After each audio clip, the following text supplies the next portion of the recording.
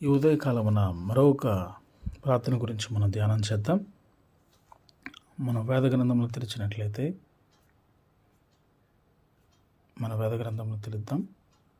తెరిచినట్లయితే రాజులు రెండవ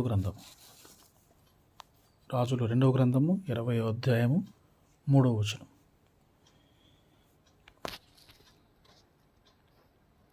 యెహోవా యథార్థ హృదయుడునై సత్యముతో నీ సన్నిధిని నేను ఎట్లు నడుచుకుంటునో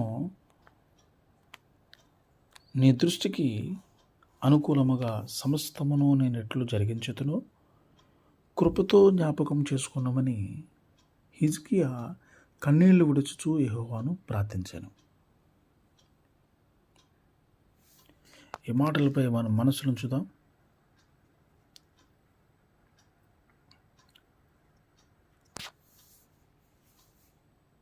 ఈ మాటలను ధ్యానం చేద్దాం. హిజ్కియా గారికి మరణకరమైన వ్యాధి సంభవించింది.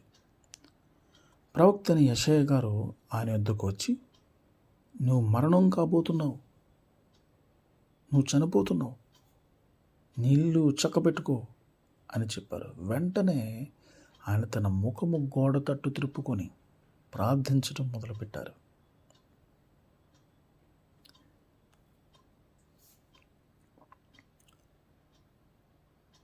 అయితే హిజ్కియా గారు యథార్థ హృదయంతో జీవించాడు. సత్యంతో నీ సన్నిధిలో నడుచుకున్నాను అని అంటున్నాడు. నీ దృష్టికి సమస్తము కూడా అనుకూలంగా జరిగించాను అంటున్నాడు. అంటూ ధైర్యంగా ప్రార్థిస్తూనే కన్నీళ్లు విడుచుచు కృప చూపమని ప్రార్థన చేస్తున్నాడు, అడుగుతున్నాడు. ప్రభు కూడా ఆయన ప్రార్థనను తప్పుపట్టలేదు, ఆయన జీవితాన్ని వేలెత్తి చూపలేదు. ప్రభువు కూడా అవును అన్నట్లనే ఉన్నారు. అయితే హిజ్కియా ప్రార్థన నేరుగా పరలోకపు సింహాసన గదిని చేరి సమాధానాన్ని తీసుకొచ్చింది. యెషయా గారు నడిమిసాలలో నుండి అవతలకు వెళ్ళక మునుపే యెహోవా వాక్కు అతనికి ప్రత్యక్షమై ఎలాగో సెలవిచ్చింది. నీవు తిరిగి నా ప్రజలకు అధిపతి అయిన హిజ్కియా యొద్దకు పోయి అతను తిట్లను, నీ పితరుడైన దావీదునకు దేవుడగు యెహోవా నీకు సెలవిచ్చినదేమనగా, నీవు కన్నీళ్లు విడుచుట చూచి తిని నీ ప్రార్థన నేను అంగీకరించి ఉన్నాను. నేను నిన్ను బాగు చేసేదను. 3వ దినమున నీవు యెహోవా మందిరమునకు ఎక్కిపోదు. ఇంకా 15 సంవత్సరముల ఆయుష్ నీకు ఇచ్చేదను. నా నిమిత్తమును నా సేవకుడైన దావీదు నిమిత్తమును ఈ పట్టణమును నేను కాపాడుచు నిన్ను ఈ పట్టణమును అష్షూరు రాజు చేతిలో పడకుండా నేను విడిపించేదను.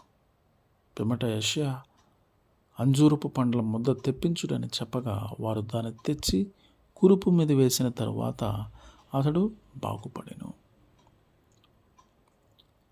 నీవు కన్నీళ్లు విడుచుట చూచి తిని నీ ప్రార్థన నిన్ను అంగీకరించి ఉన్నాను. రాజులు 2వ గ్రంథము 20వ అధ్యాయము 5-6 వచనములు. ప్రియమైన స్నేహితులారా, ప్రార్థన ఎంత శక్తివంతమైందంటే నీ కన్నీటి ప్రార్థన నీ కన్నీటిని తుడి చేస్తుంది. దేవుని ప్రణాళికను సహితం మార్చేస్తుంది కన్నీటి ప్రార్థన. హిజ్కియాకు మరణశాసనం సిద్ధపరచబడింది. అయితే హిజ్కియా ప్రార్థన దేవుడు తీసుకున్నటువంటి నిర్ణయాన్ని సైతం మార్చగలిగింది. మరణశాసనం జీవశాసనంగా మార్చబడింది. హిజ్కియా ప్రార్థన దేవుని ఉద్దేశాన్ని మార్చడానికి గల కారణాలు ఏమంటే, మొట్టమొదటిగా హిజ్కియా యథార్థ హృదయుడు. అంటే ప్రతి పరిస్థితి యందు దేవునికి నమ్మకంగా జీవించినటువంటి వ్యక్తి. ఇంతకీ యథార్థత అంటే ఏంటో తెలుసా మీకు? యథార్థత అంటే ఏంటంటే, నీవు నీ ఇంట్లో ఉన్నప్పుడు ఎలా సత్ప్రవర్తన కలిగి జీవించావో అలానే నీ ఇంటికి చాలా దూరంగా ఉండి నీ వాళ్ళు కూడా ఎవరూ లేని పరిస్థితులలో పాపం చేయడానికి అన్ని పరిస్థితులు నీకు అనుకూలంగా ఉన్నప్పుడు సైతము వాటి జోలికి పోకుండా నీ ఇంట్లో ఉన్నట్లుగానే నీ ప్రవర్తనను కాపాడుకోవడమే యథార్థత, అప్రైట్నెస్. మరి అలాంటి యథార్థత నీకుందా? అయితే హిజ్కియాలో ఉన్నటువంటి హిజ్కియా ప్రార్థన దేవుని ఉద్దేశాన్ని మార్చడానికి గల రెండవ కారణం చూద్దాం. హిజ్కియా గారు సత్యమును అనుసరించినటువంటి వాడు. మరి అయితే సత్యం అంటే ఏంటి? సత్యం అంటే ఆయన వాక్యమే సత్యం. యోహాను సువార్త 17వ అధ్యాయం 17వ వచనం. ఆ వాక్యాన్ని ధ్యానించే అలవాటు, ఆ సత్యాన్ని అనుసరించే జీవితం నీకుందా? అన్నింటికీ సమయం ఉంది, అన్నింటికీ టైం ఉంది. కానీ ప్రార్థించడానికి, పరిశుద్ధ గ్రంథ ధ్యానానికి సమయం ఉండదు. మనకి ప్రేయర్ చేసుకోవడానికి, వాక్యాన్ని మెడిటేట్ చేయడానికి మనకు సమయం ఉండదు. అయితే మూడవ కారణాన్ని చూద్దాం. హిజ్కియా దేవుని దృష్టిలో అనుకూలంగా జీవించినటువంటి వ్యక్తి. మనం కేవలము మనుషుల మెప్పు కొరకే ఆరాటపడుతూ ఉంటాం, కానీ దేవుని దృష్టికి మన జీవితాలు ఎలా ఉన్నాయో అని మనల్ని మనం పరిశీలన పోతుంటాం.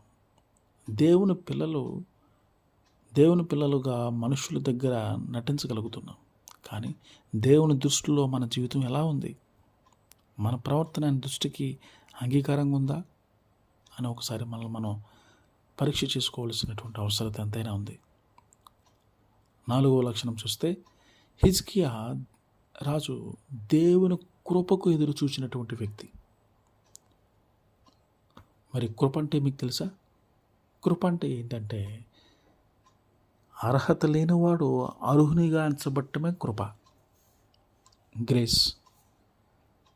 నిత్య మరణానికి తప్ప దేనికి అర్హత లేని మనలని ఆయన శిలువ మరణం ద్వారా విడిపించి తన పిల్లలుగా, స్నేహితులుగా, రాజ్యంగా, యాజక సమూహంగా, చివరికి దేవుని దూతలకు సహితం తీర్పు తీర్చే వారినిగా మనల్ని నియమించాడు. అదే కృప. ఆయనే కృప. ఆ కృపకు ఎదురు చూసే అనుభవం, ఆ కృపను బట్టి ఆయనను ఆరాధించే అనుభవం మనకుందా? అయితే హిజ్కియా గారికి ఉన్నటువంటి మరొక లక్షణం చూద్దాం. హిజ్కియా గారు కన్నీటితో ప్రార్థించినటువంటి వ్యక్తి. నీ కన్నీళ్లు తుడవబడాలంటే కన్నీటి ప్రార్థనే శరణ్యం. హృదయం వేదనతో నిండిపోయిన సమయంలో నాకుంటూ ఎవరూ లేరు, నీవు తప్ప అనే నిండు మనస్సుతో ఆయన మీద ఆధారపడి ఆయన సన్నిధిలో మోకరిల్లినప్పుడు నీ కన్నీళ్ళు నీ ప్రార్థనకు సమాధానాన్ని తీసుకొస్తాయి. అలాంటి అనుభవం నీకుందా?